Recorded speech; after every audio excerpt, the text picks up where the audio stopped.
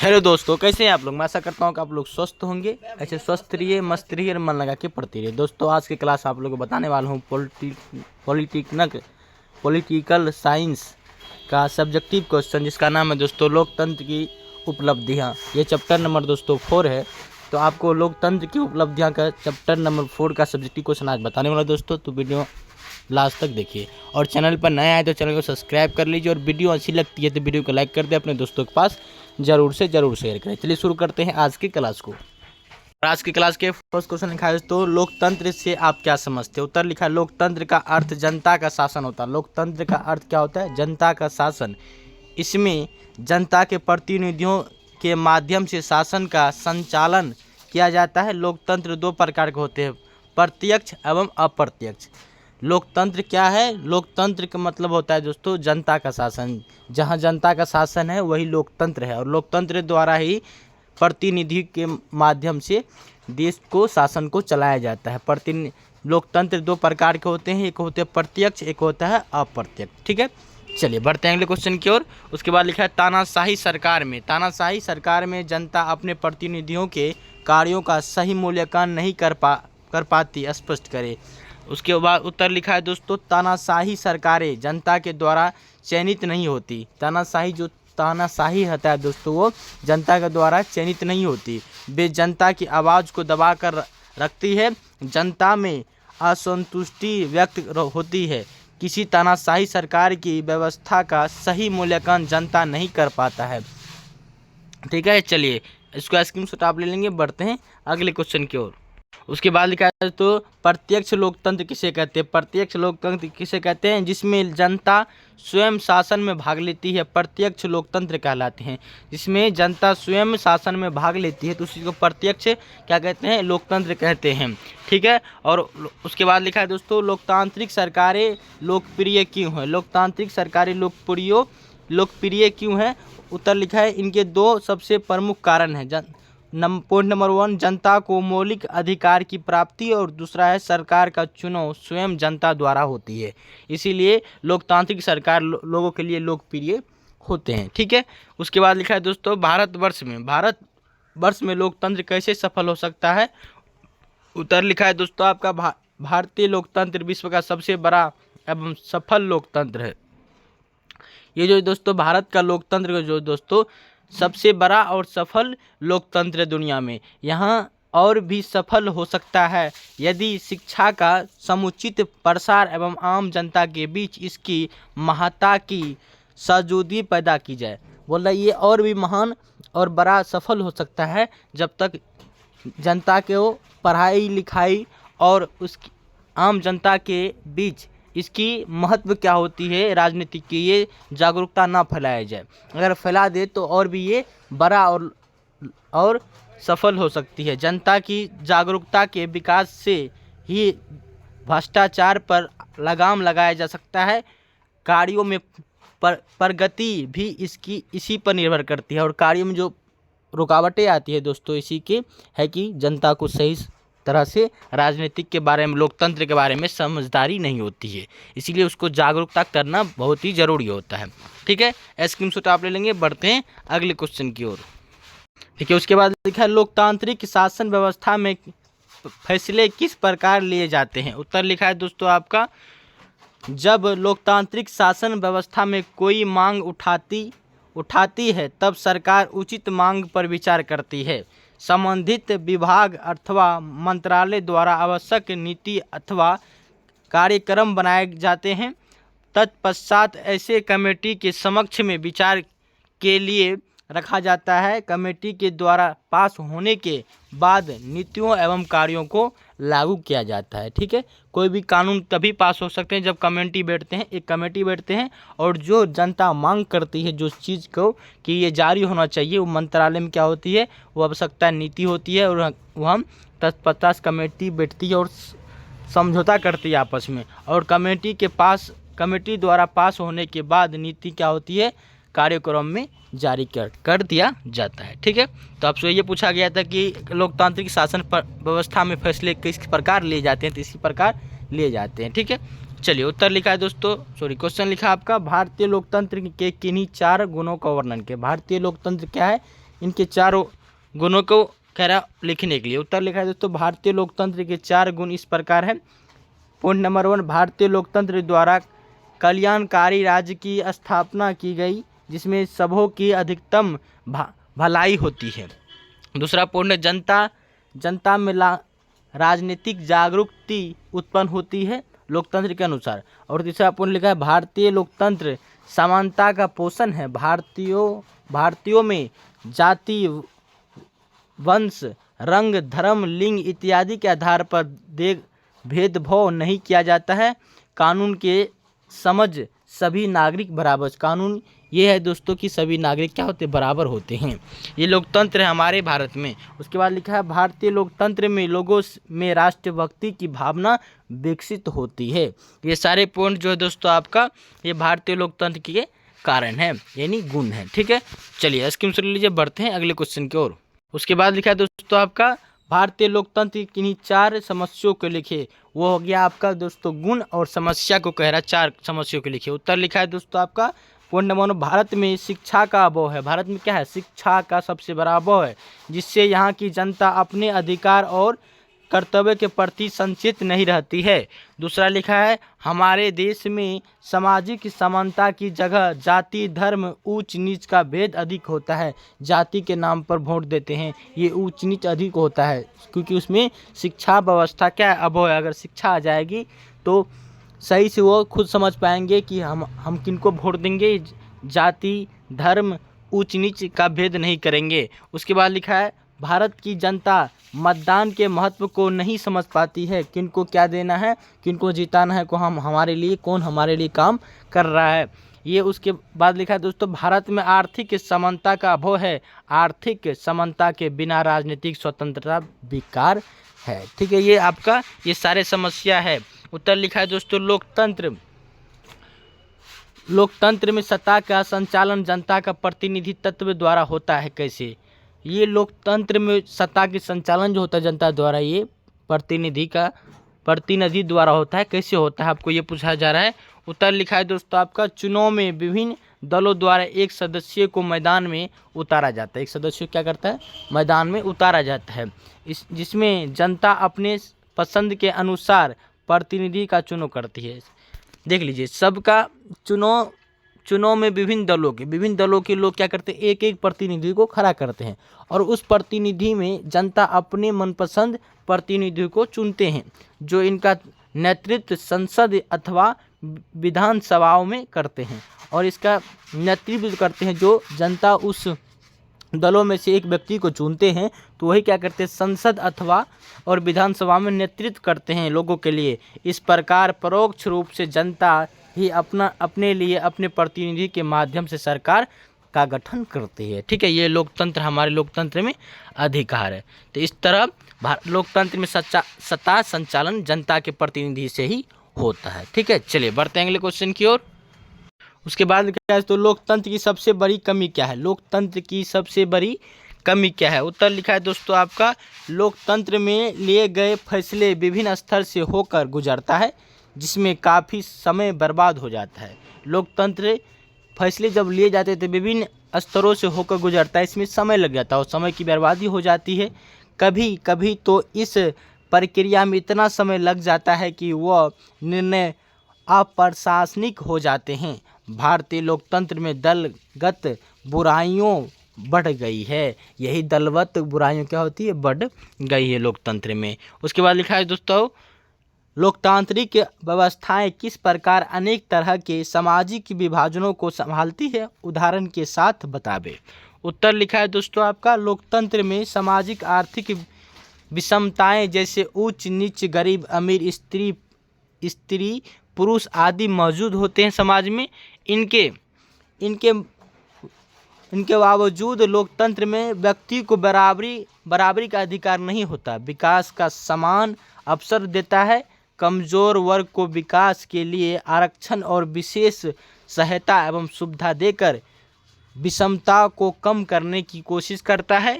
यह अभिव्यक्ति की स्वतंत्रता देकर आपसी संबंध कायम रखता है, जिससे समाज में पारस्परिक विश्वास एवं सामंजस्य उत्पन्न होता है।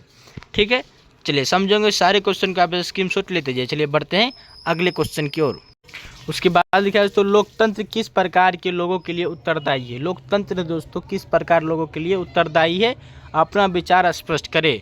उत्तर लिखा है दोस्तों आपका, लोकतंत्र एक उत्तरदायी शासन व्यवस्था है जिसमें जनता ही शासकों का चयन करता है। जनता ही क्या करता है, अपने वोटों को देखकर चयन करता है। कोई व्यक्ति जब खड़ा होता है दोस्तों, जब तक जनता वोट नहीं देगी उनको, तब तक वो नहीं जीत पाती है। तो जनता खुद अपने शासन को चयन करती है, शासक को, तथा उन पर नियंत्रण रखती है। इसके लिए आवश्यक है कि जनता की सत्ता में अधिक से अधिक भागीदारी हो।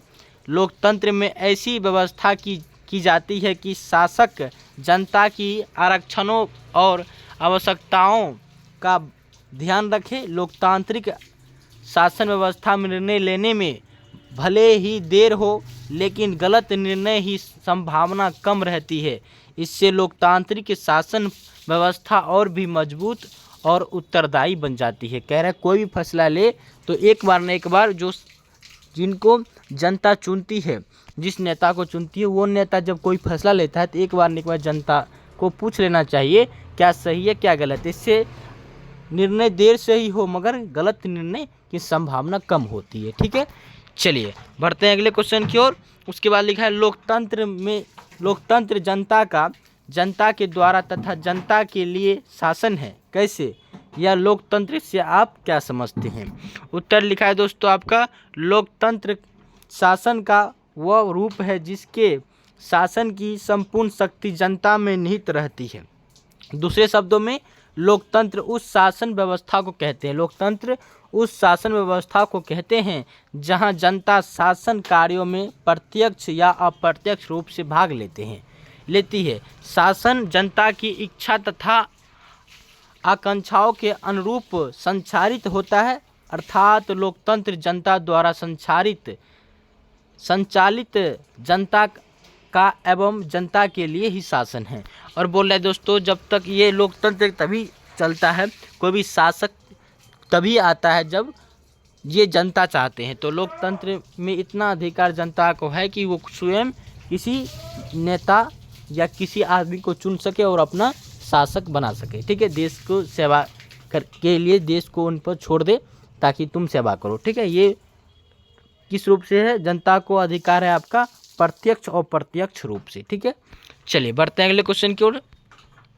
उसके बाद लिखा है, लोकतंत्र समानता और स्वतंत्रता पर अद्भुत शासन कैसे है? अद्भुत शासन है कैसे? उत्तर लिखा है दोस्तों, समानता और स्वतंत्रता लोकतंत्र के दो आधार है। स्वतंत्रता और समानता लोकतंत्र के दो आधार हैं। स्वतंत्रता का सिद्धांत जाति, धर्म, वंश, लिंग, भाषा, क्षेत्र जैसे किसी भी आधार पर व्यक्ति के विभेद को अस्वीकार करता है। इसकी जगह कानून की समक्ष समानता, सम्मान, अवसर और संस्था की स्थापना करता है। स्वतंत्रता के अंतर्गत सभी व्यक्तियों को समान स्वतंत्रता प्रदान की जाती है, जिसमें भाषण एवं अभिव्यक्ति, संगठन बनाने, पेशा, व्यवसाय चुनने, मताधिकारी आदि शामिल है। ये स्वतंत्रता है हम लोगों का कि कोई भी जाति को हो तो उसको संगठन बनाने, पेशा, व्यवसाय चुनने और मताधिकारी का अधिकार है कि हम किनको वोट दे सकते हैं, कि उसको हम नहीं देंगे। ये हम लोगों को भारत में आज़ादी है। ठीक है, चलिए ये सारी चीज़ क्या है? अभिव्यक्ति, बोलने का भी आज़ादी है, अभिव्यक्ति अपने मन से जीने की भी आज़ादी है, और किसी भी चीज़ को हम बना सकते हैं और किसी भी चीज़ को हम मिटा सकते हैं, वो अपना चीज़ हो। और कोई भी व्यवसाय को चुनने का मौका, किसी भी विकल्प को कि हम क्या करेंगे ज़िंदगी में और क्या न करेंगे, ये सारे अधिकार हमारे भारत में मौजूद है। ठीक है, और ये लोकतंत्र, समानता और स्वतंत्रता है दोस्तों, हम लोग के अधिकार है।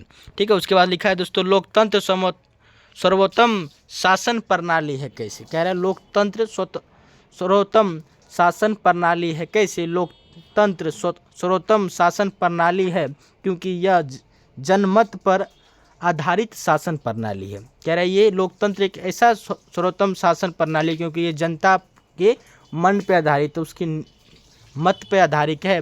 यह लोकप्रिय एवं अस्थायी शासन प्रदान करती है।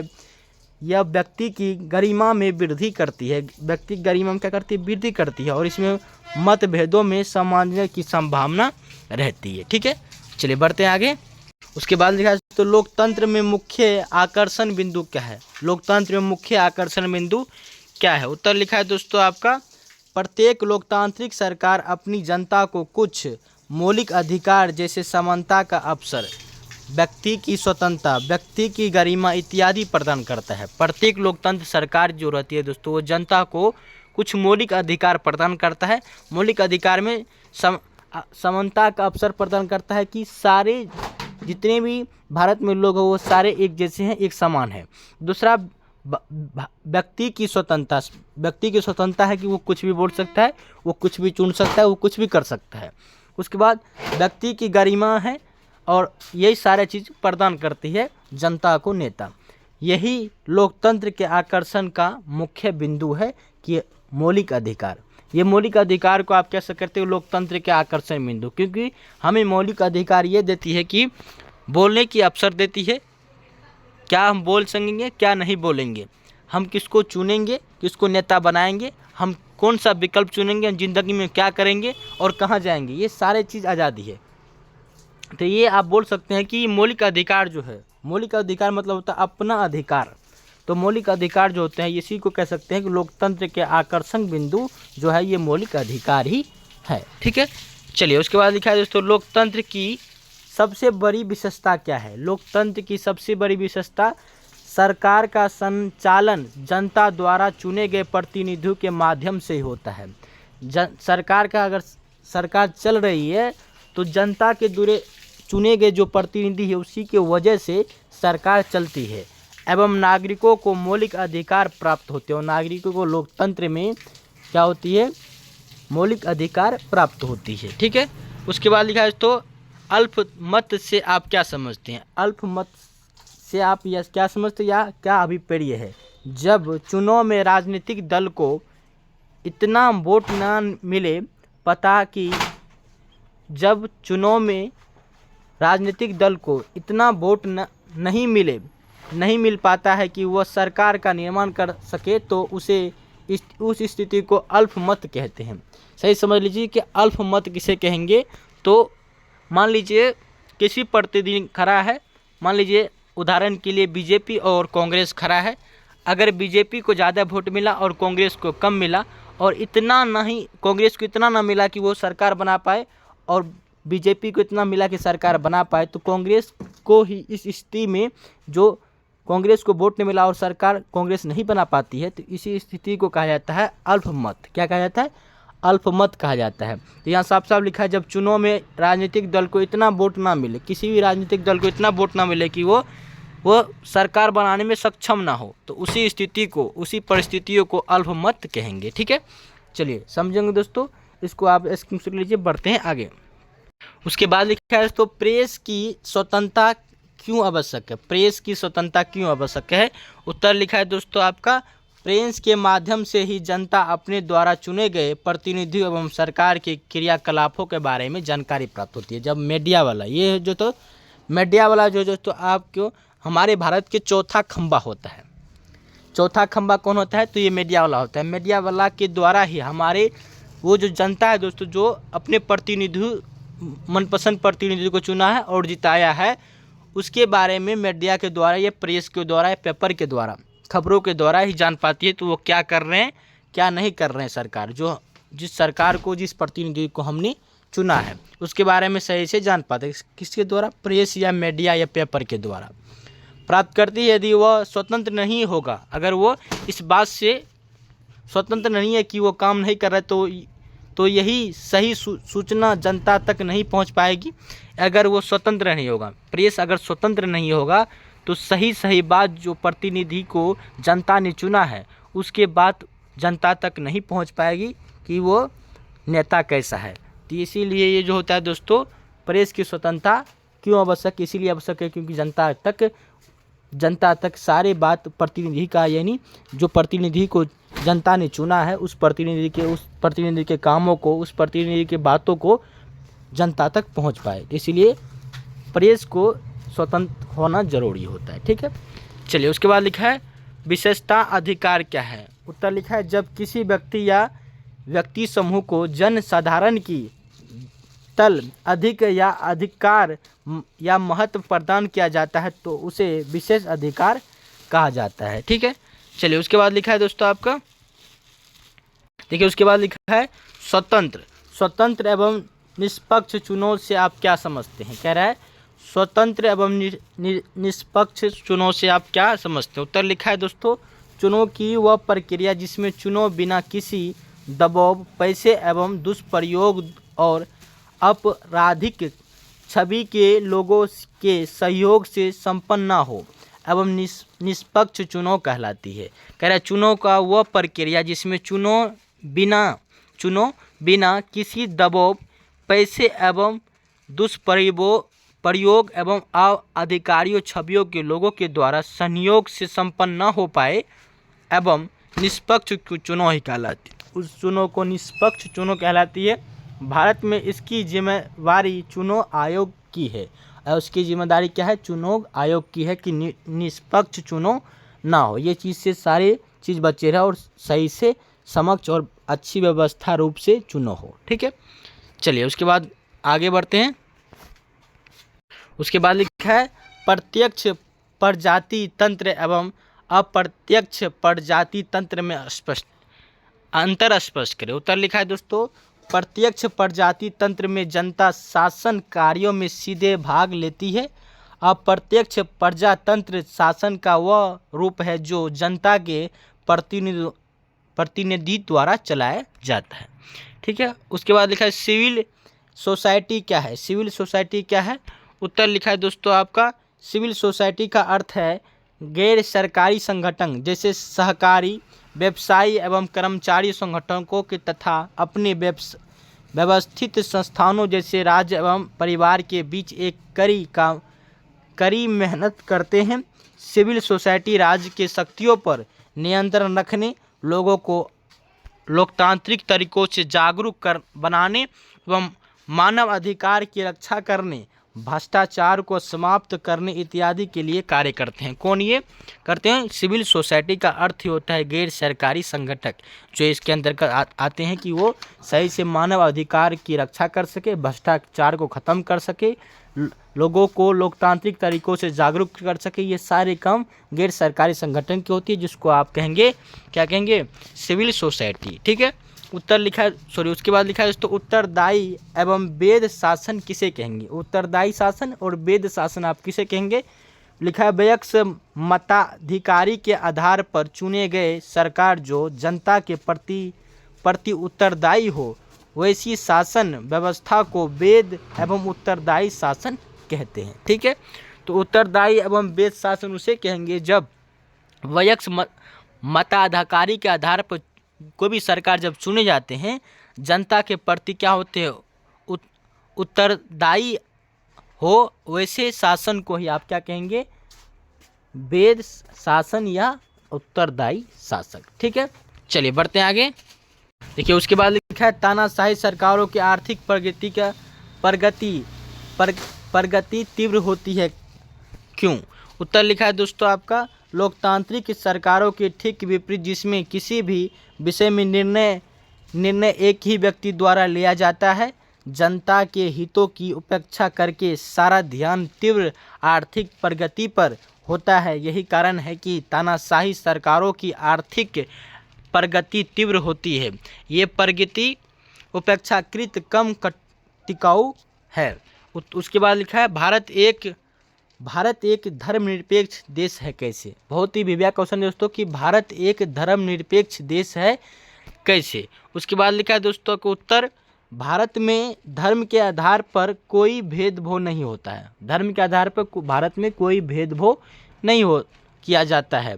भारतीय संविधान में भी प्रत्येक धर्म को सम्मान आदर दिया गया है। यहाँ हिंदू, मुस्लिम, सिख, ईसाई सभी के पर्व एक जैसे मनाए जाते हैं। कह रहा है एक मिलजुल कर बनाए जाते हैं, यहाँ कोई भेदभाव नहीं है, सभी जाति के लोग यहाँ भाईचारा के साथ रहते हैं। इसीलिए धर्मनिरपेक्ष राज्य उसे कहते हैं, धर्मनिरपेक्ष देश उसे कहते हैं जहाँ कोई भेदभाव ना हो और सभी जाति धर्म के लोग भाईचारा के साथ रहे, उसी देश को आप कहेंगे धर्मनिरपेक्ष देश। तो हमारा भारत कौन सा देश है? धर्मनिरपेक्ष देश है। ठीक है, चलिए उसके बाद स्क्रीन शॉट ले लीजिए। बहुत ही बढ़िया क्वेश्चन दोस्तों। बढ़ते हैं अगले क्वेश्चन की ओर। और क्वेश्चन समाप्त हो गया दोस्तों। 1 से लेकर आप 26 तक क्वेश्चन किए। मैं आशा करता हूँ कि सारे क्वेश्चन को आप समझेंगे। अगर नहीं समझे हैं दोस्तों तो स्क्रीन शॉट ले लीजिए और कॉपी पे उतार के सही से आप नोट करके नोट बनाने की कोशिश कीजिएगा और याद करने की कोशिश कीजिएगा।